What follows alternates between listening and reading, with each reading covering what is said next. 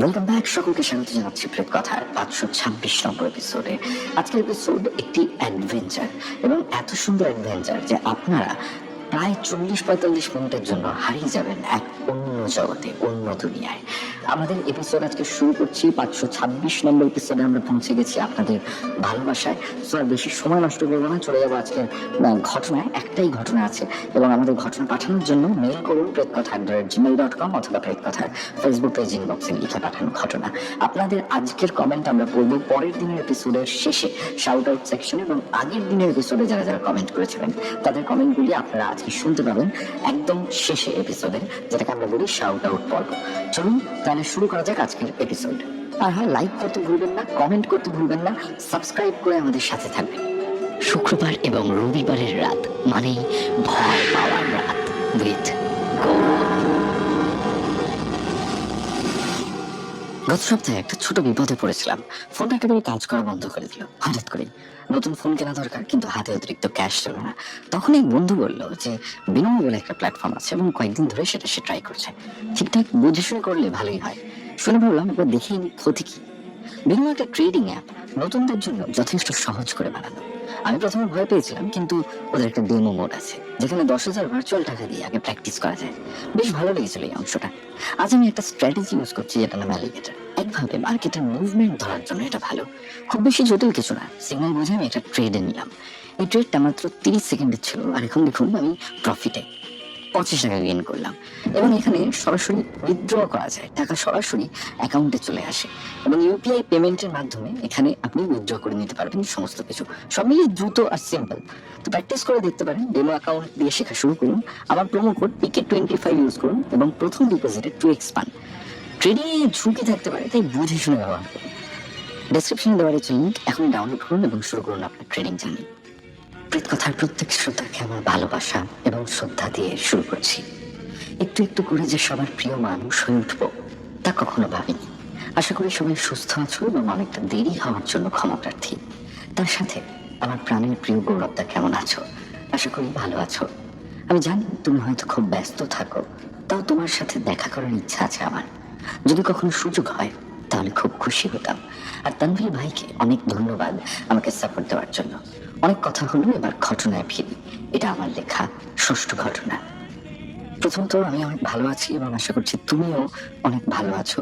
এবং প্রেত কথায় 6ষ্ঠ ঘটনা পাঠানোর জন্য তোমাকে অশেষ ধন্যবাদ, এবং তোমাকে অনেক অনেক শুভকামনা, যাতে তোমার ঘটনা এভাবে আরো বহু মানুষের পছন্দ হতে থাকে। দ্বিতীয় প্রশ্ন তোমার যেটা, সেটা হলো দেখা করা। আমার পক্ষে দেখা করা খুবই সম্ভব। যেভাবে তুমি যোগাযোগ করেছো সেভাবেই আবার যোগাযোগ করে তুমি আমার সঙ্গে দেখা করে নিতে পারো। আর চলে যাই ঘটনায়। আজকে আপনারা শুনবেন একটি পরিবারের বেদনাদায়ক ঘটনা।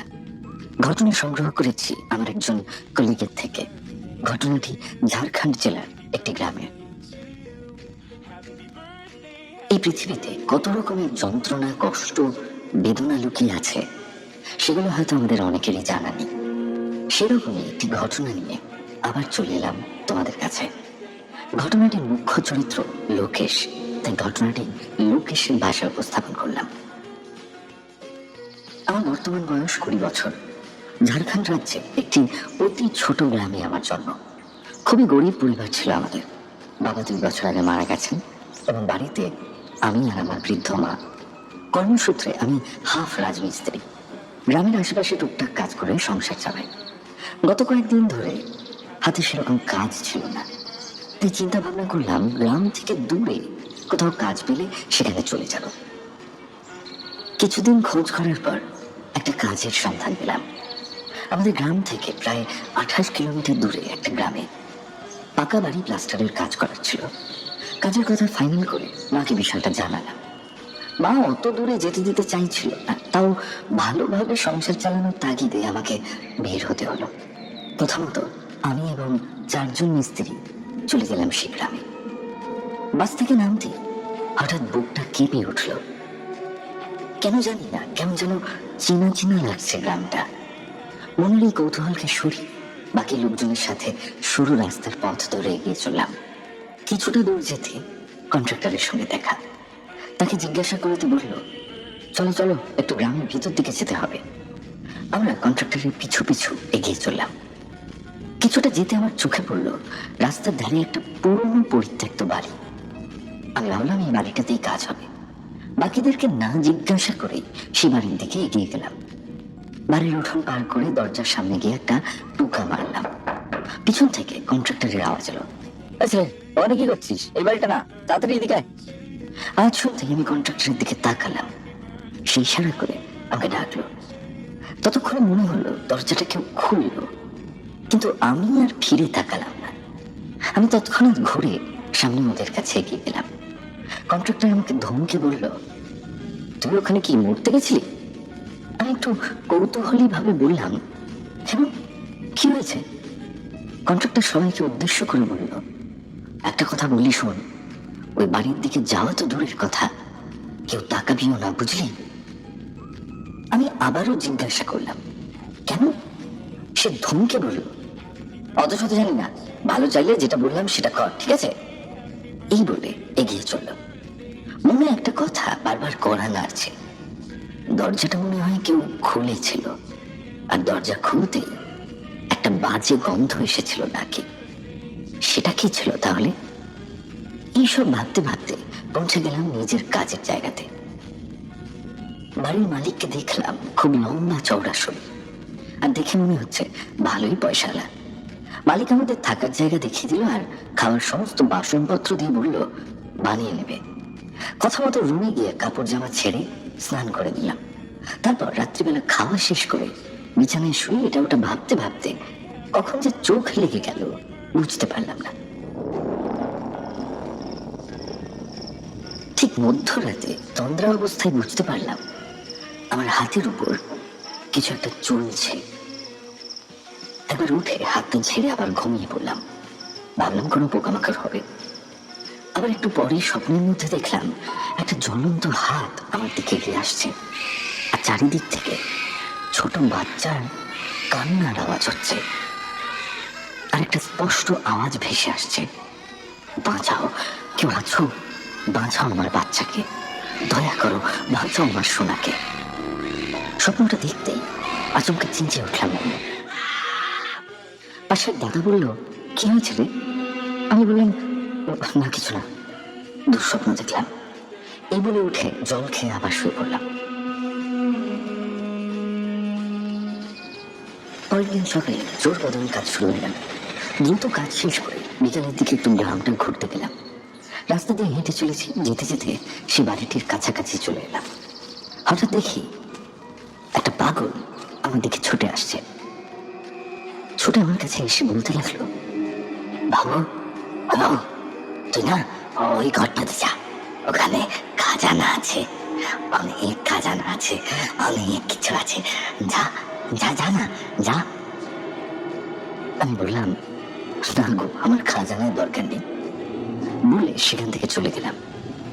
খেপাটা আমার দিকে কেমন রাগান্বিত ভাবে তাকিয়ে রইল। রাতে খাওয়া শেষ করে ঘুমিয়ে পড়লাম। আবার সে একই স্বপ্ন, বাচ্চার কান্নার আওয়াজ, পোড়া হাত, আর মেয়েলি কণ্ঠে আর্তনাদ, বাঁচাও আমার সোনাকে, বাঁচাও। আমার ঘুম ভেঙে গেল। এভাবে কিছুদিন রোজ রাতে একই স্বপ্ন দেখলাম। দিন দশেক কাজ করার পর মালিকের কাছ থেকে ছুটি নিয়ে গ্রামের বাড়িতে গেলাম। বাড়িতে দুদিন ছিলাম, কিন্তু সেখানে কোনো স্বপ্ন দেখিনি। দুদিন পর আবার কাজের জায়গাতে ফিরে এলাম। একদিনের ঘটনা, সে পাগলটার সাথে আবার দেখা।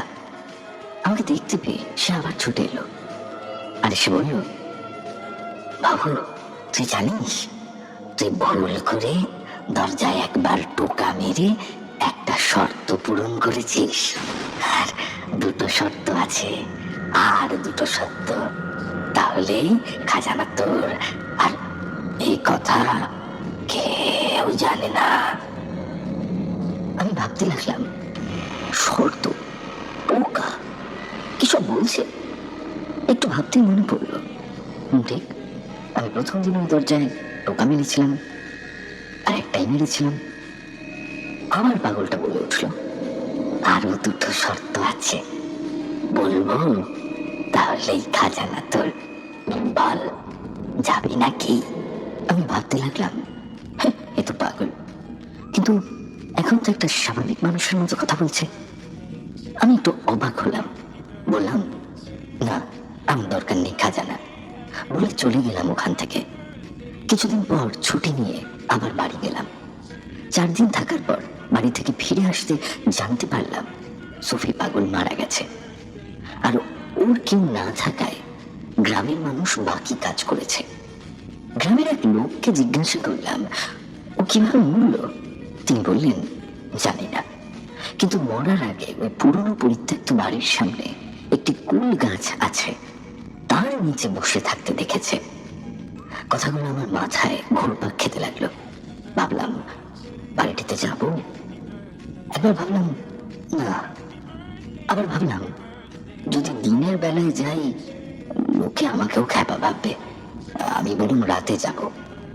খাওয়া শেষ করে বিছানায় ঘুমানোর ভান করলাম। সবাই ঘুমিয়ে যেতে ধীরে সুস্থে উঠে হাতে টর্চ নিয়ে বেরিয়ে পড়লাম। কথা মতো সেই কুল গাছটার কাছে গেলাম যেখানে শেষবার সুফিকে দেখা গেছিল। গিয়ে গাছের নিচে টর্চটা এদিক ওদিক মারতেই দেখতে পেলাম একটা স্থানে একটু হালকা মাটি খোঁড়া আছে। টর্চটা রেখে হাতে করে মাটি সরাতে একটা সাদা কাগজের চিঠি দেখতে পেলাম। চিঠি খুলতে দেখলাম সেটাতে বাকি শর্তগুলো লেখা আছে। সুফি পাগল লিখেছে, তুই যখন চিঠিটা পড়বি তখন আমি আর বেঁচে নেই, কিন্তু আমার আত্মা তখনই শান্তি পাবে যখন তুই আমার দেওয়া শর্তগুলি পূরণ করবি। আজ আমি সত্যটা বলছি, ওই বাড়িতে কোনো খাজানা নেই, কিন্তু কি আছে সেটা আমি বলতে পারবো না। আর একবার প্রবেশ করলে কাজ সম্পন্ন না হওয়া পর্যন্ত বের হতে পারবি না। এটাই দ্বিতীয় শর্ত। মনে মনে ভাবলাম, কি ভাষাতে বললাম রে বাবা। আবার পড়তে লাগলাম। তৃতীয় শর্ত, বাড়ির ভিতর প্রবেশ করার পর কোনো কথা বলা চলবে না, যাই হয়ে যাক না কেন। চোখ বন্ধ করে একটা জিনিস খুঁজতে হবে। সেটা কি আমি বলতে পারবো না, তবে হাতে করে ছুঁয়ে দেখে যদি মন বলে এটাই সেই জিনিস যেটার জন্য এসেছি, তাহলে চোখ খুলবি। আর যদি ভুল জিনিস হাতে নিয়ে চোখ খুলিস তাহলে তৎক্ষণাৎ ওখানেই মৃত্যু হবে। আর যদি ঠিক হয় তাহলে তোর কোনো ক্ষতি হবে না। চিন্তা করলাম ফিরে যাব। আবার মনের মধ্যে কৌতূহল হলো, সত্যি হয়তো কোনো রহস্য লুকিয়ে আছে সেখানে। ভগবানের নামে এগিয়ে গেলাম। বাড়ির সামনে গিয়ে দরজায় একবার টোকা মারলাম। ভিতর থেকে কারো পায়ে হেঁটে আসার আওয়াজ পেলাম। কেউ যেন দরজা খুলতে আসছে। মনে ভয়ের উদয় হলো। ভাবলাম, থাক বাবা, যাবো না, যা হবে হোক। পিছন ফিরে পালাতে গিয়ে অজান্তে পা স্লিপ করে ভিতরে ঢুকে গেলাম। সাথে সাথে দরজা বন্ধ হয়ে গেল। বাড়ির ভেতর ঢুকতেই চোখ বন্ধ করে নিলাম। আমার বাড়ির থেকে ফ্যাঁস ফ্যাঁসে গলায় আওয়াজ এলো, কে তুই? এই বাড়িতে কেন ঢুকেছিস? তাড়াতাড়ি বের হয়ে যা, না হলে মরবি। আমি ভাবলাম, ঢুকে যখন পড়েছি ফিরে আমি যাব না। কোনো উত্তর না দিয়ে যেটা খুঁজতে এসেছিলাম সেটা খুঁজতে লাগলাম। কিছুক্ষণ পরে আমার মায়ের কণ্ঠ শুনতে পেলাম, বাবু, হে বাবু, তুই কোথায় এসেছিস? বাড়ি চল বাবা, আমার এখানটা ভালো না। আমি কোনো উত্তর দিলাম না। ভয়ে আমার বুকটা কাঁপছে। এবার বাবার কণ্ঠ শুনতে পেলাম, বাবু, বাড়ি ফিরে চল, দেখ তোর মা কিসব বানিয়েছে তোর জন্য, তোর পছন্দের সব খাবার। বাড়ি ফিরে চল, বাবা মার আমাদের দ্বারা কোনো ক্ষতি হবে না তোর। আমার হাত পা কাঁপছে। বাবার মৃত্যুর আজ 5 বছর, তাহলে ওটা কার গলার আওয়াজ? কিছুক্ষণ এভাবেই নানান পরিচিত লোকের আওয়াজে আমাকে বাড়ি থেকে বের করার চেষ্টা করা হলো। তাতেও যখন কোনো কাজ হলো না, এবার রাগান্বিত আওয়াজে মা এবং বাবা দুজনেই বলতে লাগলো, চোখ খুলবি না? চোখ খোল, তাকিয়ে দেখ আমরা, তুই না মরদ, দম থাকে তো চোখ খোল। আমার মাথায় ঘুরছে, চোখ খুলেই তো মৃত্যু। এভাবে চলেই যাচ্ছে। প্রায় 2-3 ঘন্টা খোঁজার পরেও তেমন কিছু পেলাম না। হাতে আসছে অনেক কিছু, কিন্তু মন বলছে না, এটা না। এবার মনে মনে ভগবানকে ডাকতে লাগলাম, হে ভগবান, হে কোথায় ফেঁসে গেলাম আমি, আমাকে বাঁচাও। ঠিক তখনই একটা কিছুতে ঠক্কর খেয়ে বন্ধ দরজায় ধাক্কা লেগে একটা ঘরে ঢুকে গেলাম। চারদিকে একটা অন্যরকম গন্ধে ভরে আছে। নিচে থেকে উঠতে গিয়ে হাত লাগে একটা বাক্সে, আর সেটা আমার কোলের উপর পড়ে যায়। চোখ বন্ধ অবস্থায় হাত দিয়ে অনুভব করতে পারলাম কোনো আগুনে জ্বলা কাঠের বাক্স। কিছুক্ষণ ভাবার পর মনে হলো হয়তো এটাই সেই জিনিস। সাহস করে চোখ খুলতে যাব, আবার আওয়াজ এলো, এই শালা খুলবি না, বারবার মানা করছি খুলবি না। আমি ভগবানের নাম জপ করতে করতে বাক্সটা খুলে ফেললাম। বাক্স খুলতেই সমস্ত আওয়াজ বন্ধ হয়ে গেল। চারিদিক নিস্তব্ধ। এবার শুধু একটা ছোট্ট বাচ্চার কান্নার আওয়াজ শুনতে পেলাম। সাহস করে আস্তে আস্তে চোখ খুললাম। চোখ খুলতে দেখি বাক্সের মধ্যে একটা ছোট বাচ্চার কঙ্কাল পড়ে আছে। পুরো বাক্সটা চারিদিক থেকে জ্বলা। আশেপাশে ভালো করে দেখে বুঝলাম এই ঘরটা বেসমেন্ট। চারিদিকে জিনিসপত্র জ্বলা অবস্থায় পড়ে আছে। এবার বাক্স থেকে বাচ্চার কঙ্কালটা হাতে নিলাম। কঙ্কাল থেকে কান্নার আওয়াজটা আসছে। সামনের দিকে তাকাতে হালকা আলোয় দেখতে পেলাম এক ছায়া মূর্তি। মূর্তি দুটো জ্বলন্ত হাত নিয়ে আমার দিকে এগিয়ে আসছে। তৎক্ষণাৎ আমার সেই স্বপ্নের কথা মনে পড়লো। বুঝলাম হয়তো বাচ্চাটিকে চাইছে। জানি না কেন এই দৃশ্য দেখে আমার একটু ভয় লাগলো না। আমি বাচ্চার কঙ্কালটিকে সেই হাতে তুলে দিলাম। পুরো ঘর তখন ঘন ধোয়া বা কুয়াশা দিয়ে ভর্তি। তুলে দিতেই সেই মূর্তিটি আস্তে আস্তে একটি মহিলার রূপ ধারণ করলো, আর বাচ্চাটিও চুপ হয়ে গেল। ও সে তার মানুষ রূপে আমার সামনে ফিরে এলো।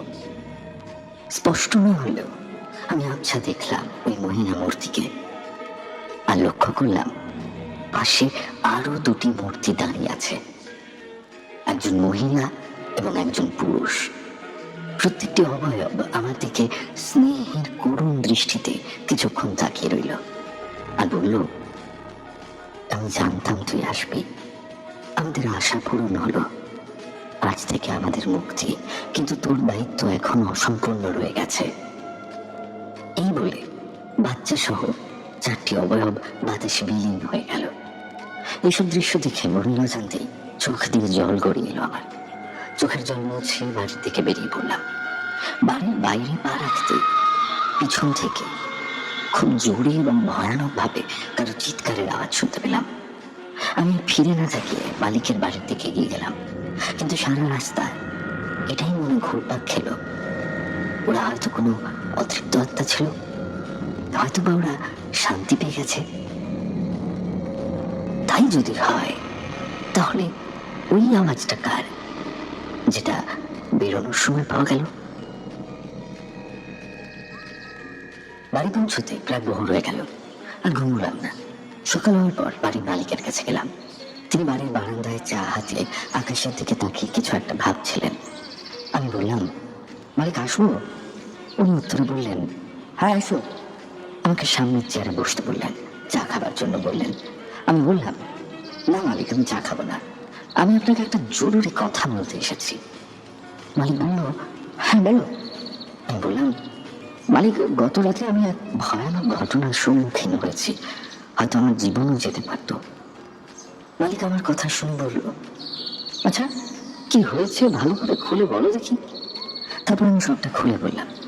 মালিক আমার কথাগুলি খুব মন দিয়ে শুনলেন, এবং কথা শেষ হওয়ার মুহূর্তে চেয়ার থেকে উঠে আমাকে জড়িয়ে ধরলেন। আমি মালিকের কাণ্ড দেখে হতভম্ব হয়ে গেলাম। উনি কিছুক্ষণ আমাকে জড়িয়ে ধরে রইলেন, তারপর বললেন, তুমি ভালোভাবে বসো আমার পাশে, আমি তোমাকে একটা ঘটনা বলবো, মন দিয়ে শোনো। এই বলে মালিক আমাকে ঘটনা বলা শুরু করলেন। আজ থেকে প্রায় 10 বছর আগের ঘটনা। আমার নাম Suresh, BA third year student. পড়াশোনার দিক থেকে খুব স্ট্রিক্ট এবং মেধাবী। আমার গ্রাম থেকে 80 কিলোমিটার দূরে একটি হস্টেলে পড়াশোনা করতাম এবং সেখানেই থাকতাম। বাড়িতে মা বাবা কেউ ছিল না, অনেক আগেই মারা গেছেন। বাড়ি বলতে আমার বড়দা প্রবীণ এবং বড় বৌদি মল্লিকা আর আমার ছোট ভাই রাজু, এরাই থাকতো। আমার থেকে বড় একটি দিদিও আছে, পাশের গ্রামে বিয়ে হয়েছে দিদির। আমার বড় দাদা আমাকে খুব ভালোবাসতেন। যেহেতু আমি বড়, তাই বাবা মা মারা যাওয়ার পরে সবাইকে উনি দেখাশোনা করে বড় করেছেন। কখনো ওনাদের অনুপস্থিতি বুঝতে দেননি। আমার হোস্টেলে যাবতীয় খরচা বহন করতেন। বোনটার বিয়ে দাদাই দিয়েছিলেন। দিদির বিয়ে কাছেই দেওয়া হয়েছিল, তাই দিদির আসা যাওয়া ভালোই ছিল। দিদির সাথে বড় বৌদির সম্পর্ক ভালোই ছিল। দাদার বিয়ে হওয়ার প্রায় 5 বছর হয়ে গেছিল, কিন্তু তাদের কোলে কোনো সন্তান ছিল না। অনেক ডাক্তার দেখানো হয়, তাও কোনো কাজ হয়নি। তাও এনাদেরকে কখনো অখুশি দেখিনি। হয়তো আমাদের কথা ভেবে খুশি থাকার অভিনয় করতেন। এবার আমার ছোট ভাইয়ের ব্যাপারে কিছু কথা বলি। ছোট ভাইয়ের নাম রাজু। ছোট থেকে সবার আদরে বড় হয়েছে, সবার থেকে ছোট তো, তাই বড়দা রাজুর থেকে আমাকে বেশি ভালোবাসতো। তার কারণ রাজু ছোট থেকে খুব ডান পিটে ছিল, পড়াশোনা ভালো করতো না এবং বাজে ছেলেদের সঙ্গে ঘুরতো ইত্যাদি। আরো একটি ব্যাপার আমরা লক্ষ্য করি ওর ব্যাপারে, ও বড়দার বড় বৌদিকে সম্মান করতো না। বড়দা কোনো কথা বললে শুনতো না। ওর বয়স বাড়ার সাথে সাথে দেখা যায় ওর মন একটু ভূত প্রেত কালো জাদু এসবের দিকে বেশি থাকতো। একদিনের ঘটনা, স্কুল না যাওয়ার বড়দাকে খুব বকাঝকা করে, মারও দেয়। তারপরে 2 দিন বাড়িতে আসেনি। আমরা অনেক খোঁজাখুঁজি করি, তাও পাওয়া যায়নি। 2 দিন পর ওকে পাওয়া যায় আমাদের গ্রাম থেকে কিছুটা দূরে এক জঙ্গলে। আমরা গিয়ে দেখি ও খালি গায়ে জঙ্গলের কাছে অচেতন অবস্থায় পড়ে আছে। ওর পুরো শরীরে রক্ত লাগা, অনেক জায়গায় রক্ত শুকিয়ে গেছে। পাশে একটা ছাগলের মুন্ডু পড়ে আছে। আমরা দেখে অবাক। ওকে তাড়াতাড়ি করে বাড়ি নিয়ে আসি। আগে জ্ঞান ফিরিয়ে স্নান করাই, তারপর জিজ্ঞাসা করা হয়, হ্যাঁ রে, কি হয়েছিল তোর? বর্দা জিজ্ঞাসা করে, তুই জঙ্গলে কি করছিলি আর তোর পুরো শরীরে রক্ত কোথা থেকে এলো? রাজু একটু অভিমান করে রাগের স্বরে উত্তর দেয়, কেন, তুমি জানি কি করবে? তোমাকে সব বলতে হবে নাকি? বর্দা রেগে গিয়ে ওকে একটা থাপ্পড় দেয় আর বলে, শয়তান ছেলে, একে তো 2 দিন ছিলিস না, তারপর জিজ্ঞাসা করে উল্টো পাল্টা জবাব দিচ্ছিস। আমরা কত চিন্তায় ছিলাম জানিস? রাজুর বয়স তখন 12 বছর। কিছুক্ষণ ধমকাবার পর রাজু বলল, আমি জঙ্গলে তপস্যা করছিলাম যাতে প্রেত বশ করতে পারি, তাই মাঠ থেকে ছাগল চুরি করে তার মুন্ডু কেটে রক্ত গায়ে মেখে ধ্যান করছিলাম। তারপর কি হয়েছিল আর কিছু মনে নেই। রাজুর কথা শুনে বাড়ির সবাই অবাক। এইটুকু ছেলে এইসব কথা তার মাথায় এলো কি করে? সেদিন ওকে বকাঝকা করে বুঝিয়ে নিয়ন্ত্রণে আনা হয়।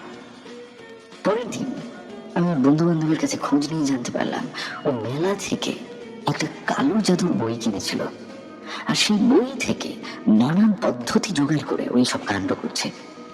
এভাবে কিছু বছর কেটে যায়। আমি হোস্টেলে চলে যাই। বোনের পাশের গ্রামে বিয়ে হয়ে যায়। বিয়ের অনেক বছর পরেও যখন বড় বৌদির বাচ্চা হলো না, বড়দা এবং বৌদি সিদ্ধান্ত নিল ওনারা বাচ্চা দত্তক নেবে। অনেক ডাক্তার, ওঝা, তান্ত্রিক, মৌলবি দেখানোর পরও যখন কোনো কাজ হলো না, তখন তারা এই সিদ্ধান্ত নিয়েছিল অনাথ আশ্রম থেকে একদম ছোট্ট এক কন্যা সন্তানকে বাড়িতে নিয়ে আসেন ওনারা। বাচ্চাটির মা প্রসব যন্ত্রণা সহ্য করতে না পেরে মারা গেছিল, আর ওর বাবাও অনেক আগে মারা গেছে। পরিবার বলতে ওদের আর কেউ থাকেনি, মানে ওর কেউ থাকেনি। তাই বৌদি দুধের বাচ্চাটিকে বাড়িতে নিয়ে আসে। সবই ঠিকঠাক চলছিল। আমিও মাঝে মাঝে বাড়িতে আসতাম, সবার সাথে কিছুদিন কাটিয়ে আবার হোস্টেলে ফিরে যেতাম। আমরা প্রত্যেকে একটা জিনিস লক্ষ্য করি, দিন দিন রাজু কালো জাদু, তন্ত্রমন্ত্র এইসব নিয়ে যেন বেশি নিতে আছে। বাড়ির সবাই মানা করা সত্ত্বেও কারো কোনো কথায় কান না দিয়ে সে তার কাজ করে যেত। এভাবে কিছু বছর চলার পর রাজু খুবই শক্তিশালী এক তান্ত্রিকে পরিণত হয়। পরে আমরা জানতে পারি রাজু প্রায় বছর 2 আগে এক অশুভ শক্তির উপাসনা করত, আর এই কাজে ওকে সাহায্য করত তার গুরু চিমাই তান্ত্রিক। একদিন রাজু তার গুরুর কাছে শক্তি বৃদ্ধি যজ্ঞ করার জন্য উপস্থিত হয়।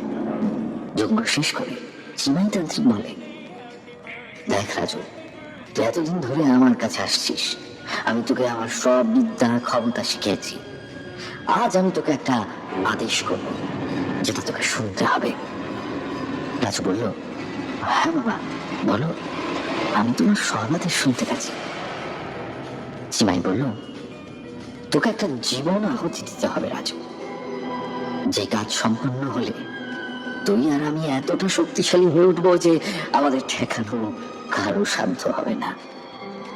এই পুরো গ্রামকে আমরা আমাদের কথায় চালাতে পারবো। রাজু জিজ্ঞাসা করল, জীবন? কার জীবন? চিমাই একটু চিন্তিত হয়ে পড়ল। তোর বড় ভাইয়ের মেয়েটিকে হত্যা করতে হবে তোকে, বাকিটা আমি দেখে নেব। একজন সাধারণ মানুষকে হয়তো এই কথা বললে সে তান্ত্রিককে ধোলাই দিত, কিন্তু রাজু তখন ক্ষমতার নেশায় এতটাই ডুবে গেছিল যে চিমাইয়ের কথায় রাজি হয়ে গেল। চিমাই তান্ত্রিক একটি বিষের শিশি দিয়ে বলল মেয়েটিকে খাইয়ে দিতে। এই বিষের ক্ষমতা এতটাই, খাওয়ার কিছুক্ষণের মধ্যে হৃদস্পন্দন বন্ধ হয়ে যায়। রাজু পরের দিন রাতে সবাই ঘুমিয়ে যাওয়ার পর লুকিয়ে ধীরে সুস্থে বড় ভাইয়ের ঘরে প্রবেশ করে। বাচ্চার মুখে সেই বিষ 2 ফোঁটা ঢেলে দেয় এবং আস্তে করে বেরিয়ে আসে। আর কিছুক্ষণের মধ্যে বাচ্চাটির মৃত্যু হয়। পরের দিন হাহাকার, সন্তান হারা মায়ের আর্তনাদে পুরো পাড়া শোকাহত। মাত্র 11 মাস বয়স ছিল মেয়েটার। ধর্মের মধ্যে শেষক্রিয়া করা হয়।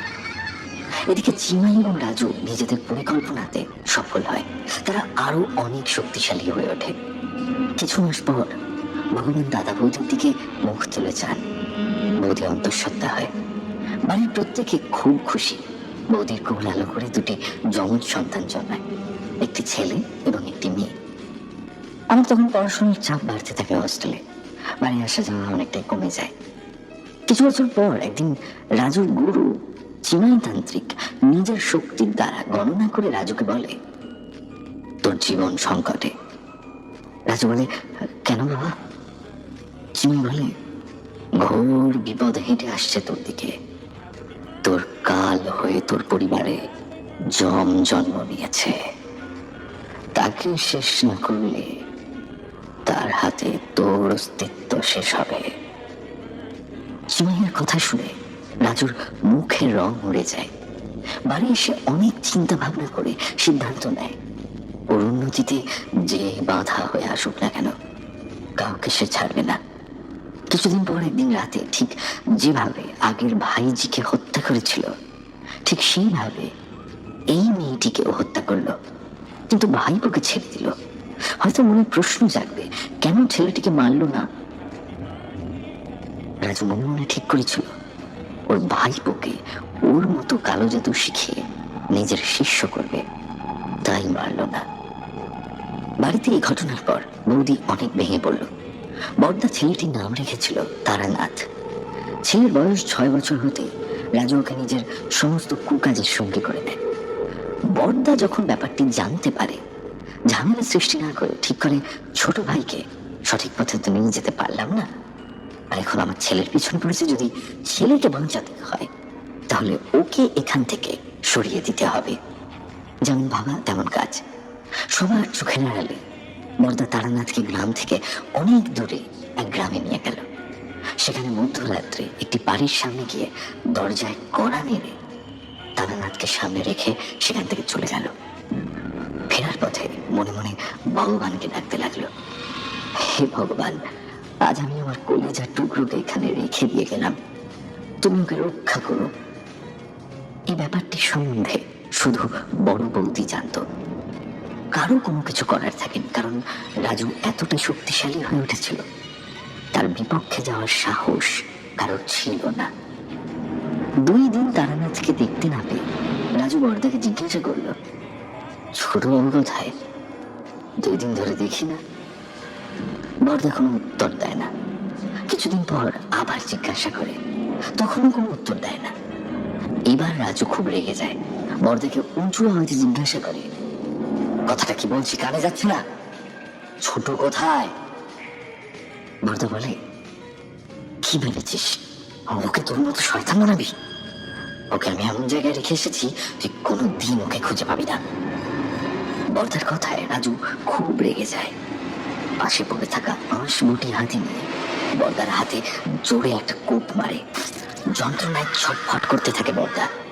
বৌদি ছুটে এসে বটিটা কেড়ে নেয় আর কাঁদতে কাঁদতে ছেড়ে দেওয়ার অনুরোধ করে।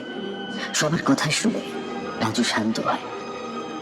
কিছুদিন পর রাজু তার গরু চিমাইয়ের কাছে আবার যায়। গিয়ে দেখে সে হাঁটু মুড়ে বসে চোখ বন্ধ করে শূন্যে ভাসছে, আর তার পুরো শরীর দিয়ে গরম ভাপ উঠছে। রাজু কিছু জিজ্ঞাসা না করে চুপচাপ বসে রইল। প্রায় 2 ঘন্টা পর সে নিচে নামল। চোখ খুলে প্রথমে রাজুর দিকে তাকালো আর বলল, রাজু, তোর বিপদ এখনো কাটে। তোর সব থেকে বড় শত্রু এখনো বেঁচে আছে, আর সে জীবিত থাকলে তুই কখনো সিদ্ধি লাভ করতে পারবি না। রাজু বলল, এইসব কি বলছো? কে সে? কে এখনো জীবিত আছে? কে সে? চিমাইতান্ত্রিক বলল, সে আর কেউ নয়, তারানাথ। যদি তুই চাস তোর সিদ্ধি লাভে কেউ বাধা হয়ে না দাঁড়াক, তাহলে যে করেই হোক ওকে খুঁজে বার কর আর হত্যা কর। তান্ত্রিকের কথা শুনে রাজুর মনে নানান চিন্তা ঘুরপাক খেতে লাগলো। সে ক্ষমতার নেশায় এতটাই পাগল হয়ে গেছিল যে সিদ্ধি লাভের জন্য কাউকে মেরে ফেলতে তার হাত কাঁপে না। সেখান থেকে সে প্রায় 1 মাস ধরে এক গ্রাম থেকে অন্য গ্রামে পাগলের মতো খোঁজাখুঁজি করলো, কিন্তু তারানাথের কোনো হদিশ পেল না। বাড়ির সবাই রাজুর কথা ভাবা ছেড়ে দিল। বড় বৌদি 3টি বাচ্চার শোকে কিছুটা উন্মাদ হয়ে গেল। এইসব ঘটনা চলাকালীন মেজ বোন চাঁদনী একটি পুত্র সন্তানের জন্ম দেয়। সময়ের সাথে সাথে রাজুর কীর্তির কথা বাড়ির সবাই জানতে পেরে যায়। বৌদির 2টি মেয়েকে যে ওই মেরে ফেলেছে এটাও সবাই জেনে যায়। কথা মতো মেয়ের প্রথম সন্তান তার বাপের বাড়িতে হয়, কিন্তু এই ব্যাপারটির কারণে চাঁদনির বাচ্চার জন্ম তার শ্বশুর বাড়িতে হয়, এবং জামাইবাবু দিদিকে প্রায় 8 মাস আসতে দেয়নি আমাদের বাড়ি। 8 মাস পর প্রথম দিদি তার ছেলেকে নিয়ে আমাদের বাড়ি আসে। আমিও হোস্টেল থেকে যাই। এতদিনে রাজু পুরো উন্মাদ হয়ে গেছে। চোখের কোণে কালি পড়ে গেছে, হাতের নখ বড় বড় হয়ে গেছে, ঠিক মতো খাওয়া দাওয়া না করার কারণে শুকিয়ে গেছে। দেখতে অনেকটা হিংস্র পশুর মতো লাগছে। বাড়ির কেউ ওর সাথে কথা বলে না, দেখাশোনাও করে না, এখানে ওখানে যা পায় তাই খায়। 3 দিন ছুটি নিয়ে বাড়ি এসেছিলাম, কিন্তু দ্বিতীয় দিনে হঠাৎ হোস্টেল থেকে ফোন আসে। আমাকে তৎক্ষণাৎ চলে যেতে হয়। তার পরদিন খুব সকালে বাড়ির পাশ থেকে খবর আসে আমাদের বাড়িতে আগুন লেগেছে, আর কেউ বেঁচে নেই। কিছুক্ষণের জন্য স্তব্ধ হয়ে রইলাম। এটা কি শুনলাম আমি? নিজেকে শক্ত করে তাড়াতাড়ি বাড়ি গেলাম। গিয়ে দেখি আমাদের তিল তিল করে তৈরি করা বাড়ি আজ শ্মশানে পরিণত হয়েছে। বাড়ির ভিতর যাওয়ার চেষ্টা করতে প্রতিবেশী আটকায়, বলে, যাস না ভাব, যাস না, ভিতরে একটা মানুষও জীবিত নেই, প্রত্যেকে পুরো ছাই হয়ে গেছে। ওদের শেষকৃত্য করবে সেটাও সম্ভব না। আমি কাঁদতে কাঁদতে জিজ্ঞাসা করলাম, কেন, কেউ গেছিল ভিতরে? কাকা বলল, কালকে 2 জন বাড়ির ভিতরে যাওয়ার চেষ্টা করেছিল সবাইকে বাঁচাতে, কিন্তু একজনও বের হয়নি ভিতর থেকে। অন্যজন বেরিয়ে এসেছিল, কিন্তু সে এখন পাগল হয়ে গেছে। প্রতিবেশীর কাছে পুরো ঘটনাটি শুনলাম। তারা বলল, কিছুদিন ধরে রাজু বেশ পাগলামি করছিল, সারাদিন নিজের ঘরে চেঁচামেচি করতো এবং একটাই কথা বলতো যে, দাদা তোর ছেলেকে কোথায় রেখেছিস বল, না হলে সবাইকে শেষ করে দেবো। গতকাল সন্ধ্যার পর রাজু জানে না কোথা থেকে পেট্রোল নিয়ে আসে, পুরো বাড়িতে পেট্রোল ছড়িয়ে দেয় আর রান্নাঘরে গ্যাসটা খুলে দেয়। সবাই ঘুমিয়ে যাওয়ার পর প্রত্যেকের রুমের দরজার বাইরে থেকে রুমটা বন্ধ করে দেয়, যাতে কোনো মতে কেউ বের হতে না পারে, আর আগুন লাগিয়ে দেয় এবং নিজেও বাড়ির ভিতর থেকে যায়। আগুন লাগার পর আশেপাশে সবাই ছুটে আসে, কিন্তু কেউ ভিতরে যাওয়ার সাহস পায় না। সেই তীব্র আগুনে ভিতর থেকে শুধু আর্তনাদ, বাঁচাও বাঁচাও করে। 2 জন সাহস করে ভিতরে যেতে পরপর 3টি গ্যাস সিলিন্ডার ব্লাস্ট হয়। একদম ছিটকে এসে বাইরে পড়ে। ঘটনাটি শুনে নিজেকে সান্ত্বনা দেওয়া ছাড়া আমার আর কোনো উপায় ছিল না। পাশের কাকার বাড়িতে আমি কিছুদিন থাকি। যেদিন ঘটনাটি ঘটেছিল তারপরের দিন আমি স্বপ্ন দেখি মেজদি আমার কাছে আসে। তার পুরো শরীর জ্বলা। এসে আমাকে কাঁদতে কাঁদতে বলে, ভাই, রাজু আমাদের কাউকে ছাড়লো না। ওকে অনেক অনুরোধ করেছি, তাও শুনেনি। আমার ছোট বাচ্চাটাকেও ছাড়েনি। ভাইরে, অনেক চেষ্টা করেছি বাঁচানোর, তাও পারিনি। শেষে উপায় না পেয়ে ওকে একটা বাক্সের মধ্যে ভরে দিয়েছিলাম, যাতে আগুনে পুড়ে না যায়। ভেবেছিলাম আমরা মরে গেলেও ওকে কেউ বাঁচিয়ে নেবে, কিন্তু সেও বাঁচল না। তুই কখনো বাড়িতে ঢোকার চেষ্টা করিস না। শয়তানটা আমাদের আত্মাকে ওখানে মন্ত্রের মাধ্যমে বেঁধে রেখেছে। 3টি শর্ত দিয়ে বেঁধেছে। একমাত্র তারানাথই পারবে আমাদের মুক্তি দিতে। আমার স্বামী খবর শুনে ছুটে এসেছিল। অনেক চেষ্টা করেছে কিন্তু পারেনি। শয়তানটা ওকেও পাগল করে দিয়েছে। কিন্তু যেই কথাগুলো আমি তোকে বললাম ওকেও বলেছি। শুধু অপেক্ষায় রইলাম। আরেকটা কথা, তারানাথ যদি সত্যি কোনোদিন আমাদের মুক্ত করে দেয়, তাহলেও রাজুর আত্মা কোনোদিন মুক্ত হবে না। ও মহাশক্তিশালী। ওকে শেষ করতে হলে গুরু চিমাইয়ের কাছে যেতে হবে। সেই বলতে পারবে ওর শেষ কিভাবে। এই বলে মেজদি চলে গেল আর আমার ঘুম ভেঙে গেল। ধরফড়িয়ে উঠলাম। আমি উঠে অনেক ভাবলাম এটা নিয়ে এবং সিদ্ধান্ত নিলাম আগে আমার পড়াশোনা শেষ করবো, তারপর এই গ্রামে অন্য কোথাও বাড়ি করে ততদিন থাকবো যতদিন না সবার আত্মা মুক্তি পায়।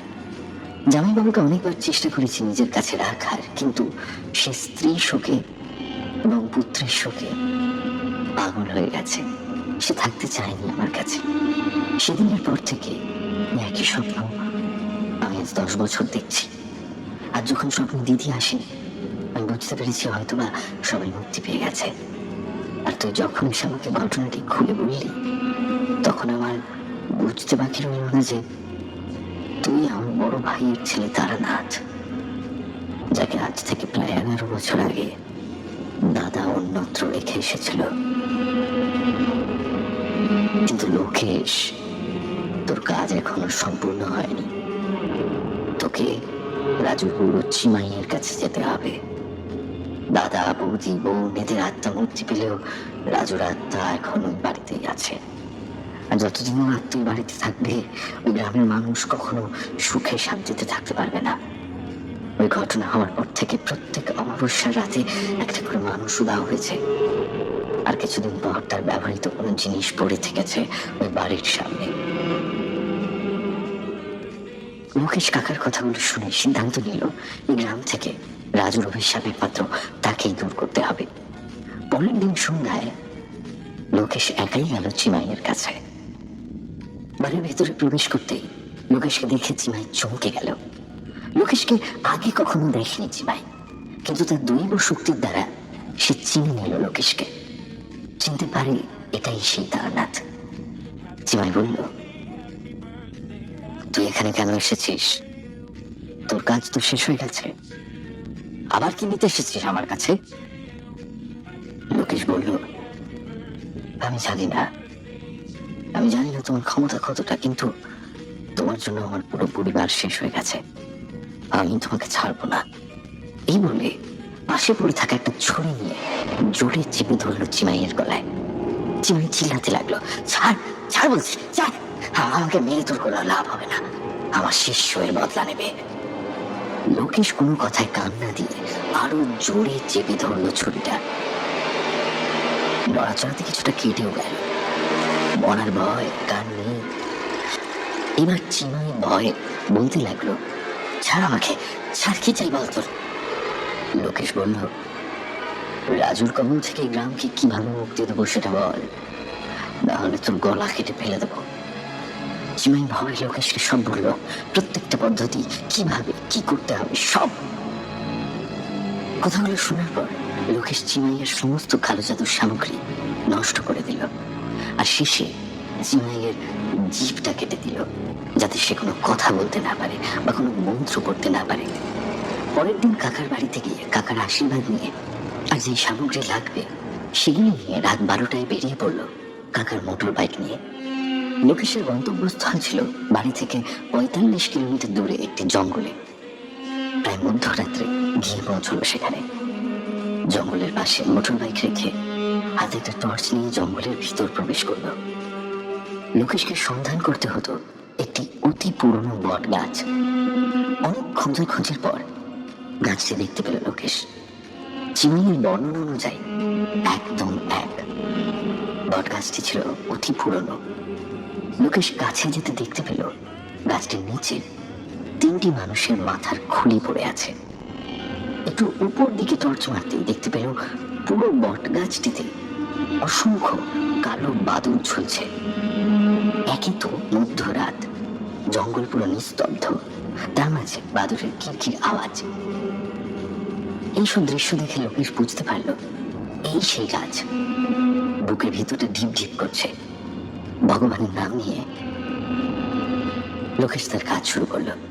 লোকেশের হাতে ছিল একটা কড়া, যেটা থেকে চিমাই দিয়েছিল, আর ছিল একটা তাবিজ। তার কথা মতো বট গাছের কিছুটা ছাল কেটে নিয়ে এবং তাবিজটাকে একসাথে বাঁ হাতে ধরল। আর কড়াটি ছিল ডান হাতে। ডান হাতে সামনের দিকে তুলে ধরে মনে মনে জপ করতে শুরু করলো। মন্ত্র জপ করার সাথে সাথে চারিদিক থেকে নানান আওয়াজ আসতে শুরু করলো। মনে হচ্ছে কয়েকশো অতৃপ্ত আত্মা একসাথে চিল্লাচ্ছে। লোকেশ তার মনকে শক্ত করে প্রতিনিয়ত মন্ত্র পড়তে লাগলো। আশেপাশের আবহাওয়া পরিবর্তন হয়ে গেল। জোরে ঝড় হচ্ছে, শুধু বাধা বাধা। কিন্তু লোকেশ এক মুহূর্তের জন্য মন্ত্র পড়া বন্ধ করছে না। চিমাই বলেছিল অনেক বিপত্তি আসবে, কিন্তু মন্ত্র জপ বন্ধ করা যাবে না। হঠাৎ বটগাছের একটা ডাল এসে লোকেশের মাথায় পড়ল। লোকেশ ছিটকে পড়ল মাটিতে। উড়ান ওঠার ক্ষমতা নেই, মাথা থেকে গল গল করে রক্ত পড়ছে। তাও সে মন্ত্র পড়া বন্ধ করলো না। কোনো উঠে বসে আবার চেঁচিয়ে মন্ত্র করতে লাগলো। কিছুক্ষণ এবার চলার পর আস্তে আস্তে আবহাওয়া শান্ত হলো। বট গাছে যত বাদুড় ছিল সব উড়ে চলে গেল। লোকেশ হালকা আলোতে দেখতে পেল বট গাছের মাঝখানে একটা কুটুর থেকে একটা টিয়া পাখি বের হচ্ছে। পাখিটি বের হয়ে এদিক ওদিক তাকিয়ে ওর দিকে তাকালো। পাখিটিকে দেখে চিমাইয়ের বলা কথা মতো লোকেশ তার ডান হাত সামনের দিকে এগিয়ে ধরল। পাখিটি উড়ে এসে লোকেশের হাতে বালার উপর বসলো। হাতে বসা মাত্রই পাখিটি ধরে তার ঘাড় মটকে দিল লোকেশ। সঙ্গে সঙ্গে ভয়ঙ্কর এক চিৎকারের আওয়াজ এলো আকাশ ফেটে। লোকেশ দ্রুত ঝোলা থেকে পড়া তেল বের করে পাখিটির গায়ে ছিটিয়ে আগুন ধরিয়ে দিল। চারিদিক তীব্র চিৎকারে ফেটে পড়ল।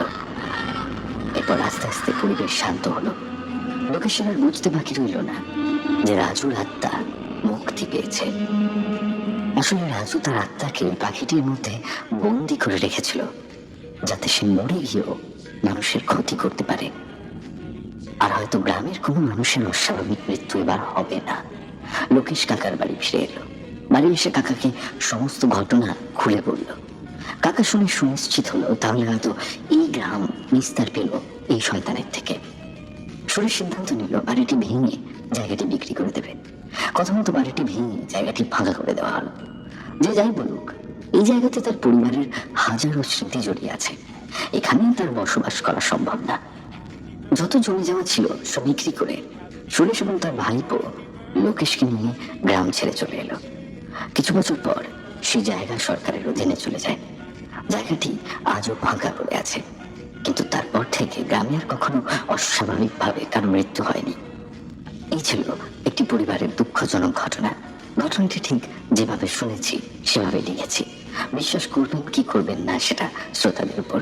একটা কথা শ্রোতাদের বলতে চাই, আমি কোনো প্রফেশনাল রাইটার নই। কাজের ফাঁকে ঘটনা কালেক্ট করে সেটাকে লেখার চেষ্টা করি।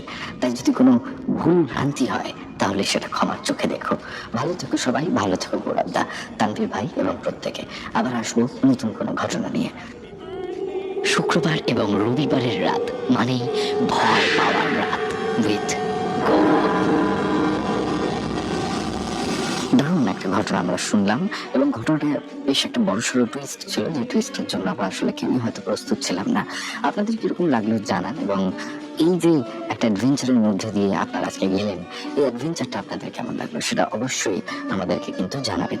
আমি চলে যাবো আজকে আমাদের শাউট আউট সেকশনে। তার আগে মনে করিয়ে দিই, আপনার জীবনে যদি কোনো এমন ঘটনা ঘটে যা অলৌকিক, যা রহস্যময়, যা ভৌতিক, সেই ঘটনা অথবা আপনার শোনার কোনো ঘটনা যা আপনি আশপাশে কারোর মুখ থেকে শুনেছেন, not on YouTube podcast or not on a radio program, এরকম ঘটনা আমাদেরকে পাঠিয়ে দিন। প্রেতকথা@gmail.com আপনি লিখে পাঠান, অথবা প্রেতকথার ফেসবুক পেজ ইনবক্সে লিখে পাঠাতে পারেন। এছাড়া যদি আপনারা আমাদের স্টুডিওতে এসে আমাদের পডকাস্টে আমাদের সঙ্গে বসতে চান, তাহলে 9875476704 এই নাম্বারে ভয়েস করে পাঠিয়ে দিন ঘটনা। আপনার ঘটনা সিলেক্টেড হলে আপনাকে আমরা ডেকে নেবো আমাদের স্টুডিওতে।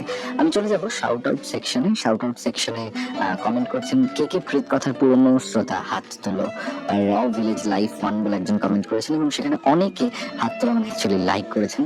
আমাদের মধ্যে রয়েছেন এস মুখার্জি, আমাদের মধ্যে রয়েছেন পৌশালী ব্যানার্জি, লিখছেন চলে এসেছি তোমার গলায় ঘটনা শুনতে।